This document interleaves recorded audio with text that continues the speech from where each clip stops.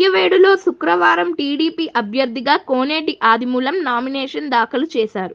అంతకు మునుపు ఆయన పలు దేవాలయాల్లో ప్రత్యేక పూజలు చేసి నామినేషన్ పత్రాలను ఆయా దేవాలయాల వద్ద ఉంచి పూజలు చేసుకున్న తర్వాత సత్యవేడులో టీడీపీ నాయకులు, కార్యకర్తలు జయ జయ నినాదాలతో నిరాడంబరంగా ర్యాలీ నిర్వహించి తహసీల్దార్ కార్యాలయాల్లో నామినేషన్ దాఖలు చేశారు.